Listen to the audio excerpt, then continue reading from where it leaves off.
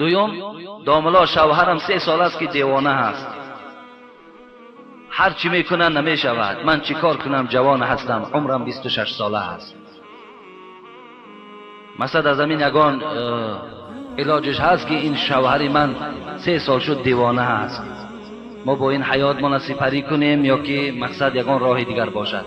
فاری عزیز در مسئله ها میگوید، مجموعه الفتاوا دا میآید که اگر شوهر نو دیوانه شود 1 سال علما برای احتیاط خواهرای عزیز رخصت دادن که شما منتظر شوید که در طی همین 1 سال اگر همون صحت و سلامت شد زندگیتون دوام دهید، اگر نشد شما پیش مفتی می روین و خط جداییتون از اونجا میگیرین، مثلا رفته شوهر دیگر میکنین. حتی خدا رحمت کند امام محمد رحمت الله علیه که یکی از شاگردهای خیلی با نفوذ حضرت امام ابو حنیفه بود، و میگوید حتی شوهرت اگر بیماری های پوست، اینا پیسی میگوییم، یا کسل های جزام زخم، اگر در همین ها مبتلا شود حتی زن اختیار دارد، خواهد زندگی میکند، نخواهد رفته خط طلاقش میگیرد.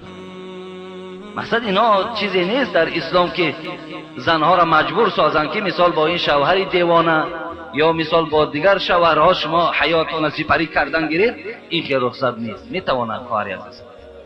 سیوم، در یک خانه ای که در دوشنبه هست 7 کس زندگی داشتند، یکی از اهل این خانه در دین نصرانی بود، وفات کرد.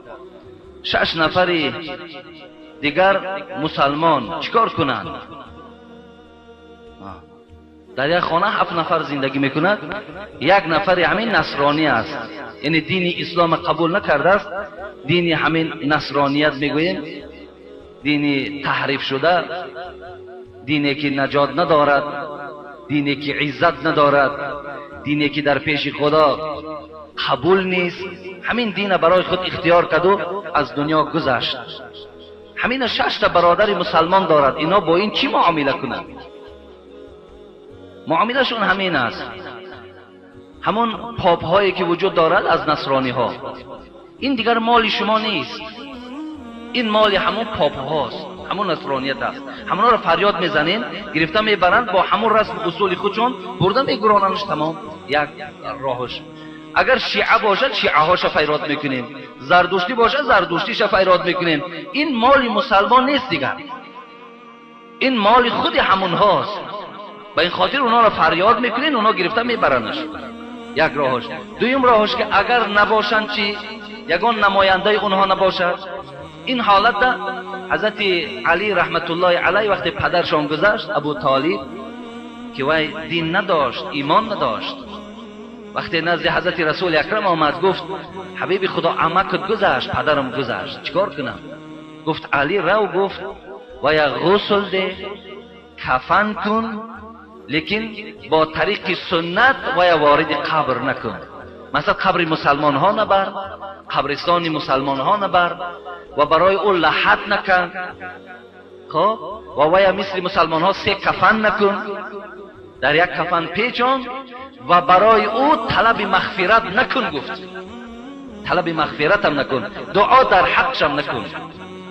از این خاطر این معامله دویمش است، میشویم کفن میکنیم، در مثال قبرستان های غیر مسلمان ها برده و دفن میکنیم و در حقش دعا و مغفرت نمیکنیم، اجازت نیست. حتی در صحیح مسلم خواندم که پیغمبر خدا میگوید از الله اجازت گرفت، الله اجازت هست که پدر و مادر ما زیارت کنم. پدر و مادر پیغمبر همه به همه ما و شما معلوم است که از دنیا بیدین گذشتگی‌اند، دوره های بیدینیت گذشتند. خداوند حبیب خدا را اجازت داد که رو زیارت کن، لیکن طلب مغفرت در حقشان نکن. از این خاطر اینم انمون معنا را دارد. خب و در ابن عباس هم هست، ابن عباس هم یک مرد آمد پرسید که مادرم نصرانی بود از دنیا گذشت، چیکار کنم؟ انا همین چیزایی که من گفتم همین را توصیه داده بودم. سوم داملا آیا اجازت هست که فرزندهای ما در رسی کلیسا سازند یا ماشین های پر از عرق را فرارند، پول گیرند یا قبر نصرانی ها را کنند؟ اجازت هست یا نه؟ مثلا فرزندای ما و شما میروند امروز در روسیه کلیسا میسازند، همون جایی گوییم که عبادت خود همون مردم نصرانی، یا فرزندای ما را فرمایش میدهند که برای مرده های ما قبر کنیم، یا گوییم که همون رستوران های کلان دارن عرق میارن فرار. خب اجاره هستیم. مثلا من در فتاوای خلاصه خدا رحمتشان کنه در کتاب اجاره این دلیل ها را میارد که یعنی ما اگر با مردم نصرانی با مردم غیر مسلمان اگر اجاره را برقرار کنیم درست است.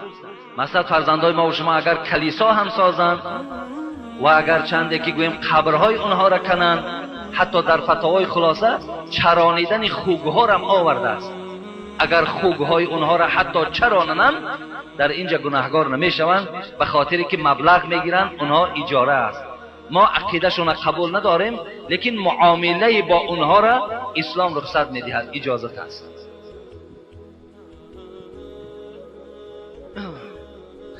السلام علیکم داملای محترم. این برادر با خط فارسی نویسنده است.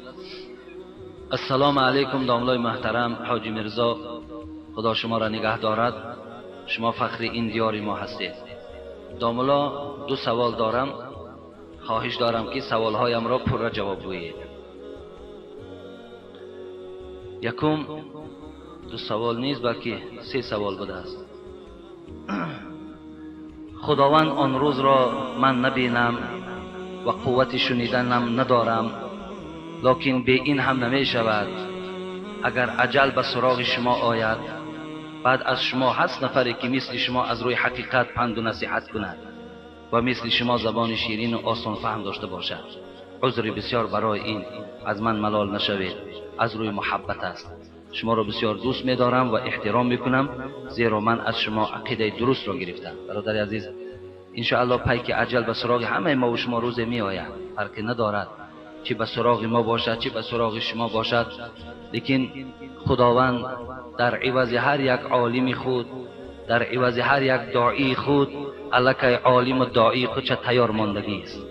البته نمی‌گذارد که جهان به داعی و به واعظ و به عالم ماند، زیرا البته وقتی جهان دنیا به واعظ مان، به داعی مان، به عالم مان، حتمی یک تاریکی، یک ضلالت، خیلی گویم کارهای ناشایان ما و شما را فرا میگیرد. و این خاطر اگر چندی که الحال من نمیگویم که برای شما یگان نفر تیار کردیم، این تیار کرده هم نمیشود. این چیزی نیست که این تیار کنند، این یک داد خداوندی است به هر کسی که خدا خواهد به همون نصیبش میگرداند. دوم، آیا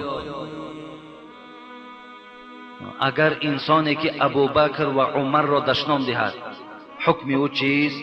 آیا وی کافر است یا گناه کبیره است؟ ابوبکر و عمر را دشنام دادن برادر عزیز، اینا قدوه هستند. در شأن اینا آیت های قرآن نازل شده است. از این خاطر فتاوای عالمگیریه میگوید کسی که ابوبکر و عمر را دشنام داد وی کافر است، وی مسلمان نیست. فتوای عزیزیه میگوید که کسی عثمان را دشنام داد وی هم کافر است. از این خاطر دشنام دادن ابوبکر و عمر و عثمان آدم کافر میگرداند.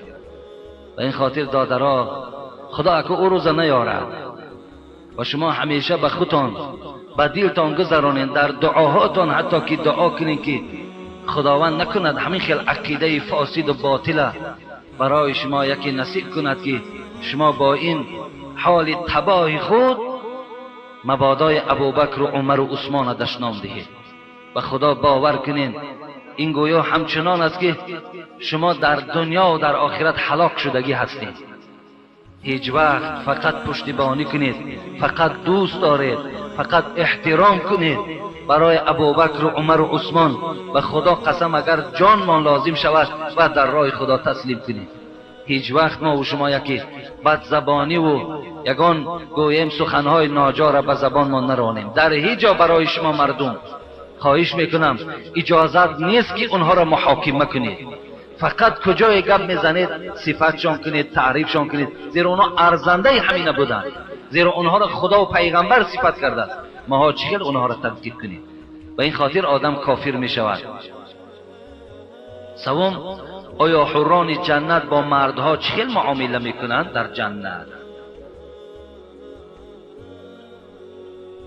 سوم سوالی که داده است این بود است که همین حورهای جنتی که خدا برای مردها میدهد با مردها چگل معامله میکرده باشند، چگل زندگی دارند.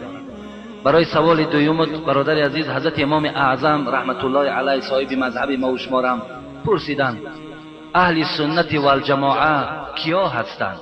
اینا ما و شما دائم میگیم که ما اهل سنت و الجماعه هستیم.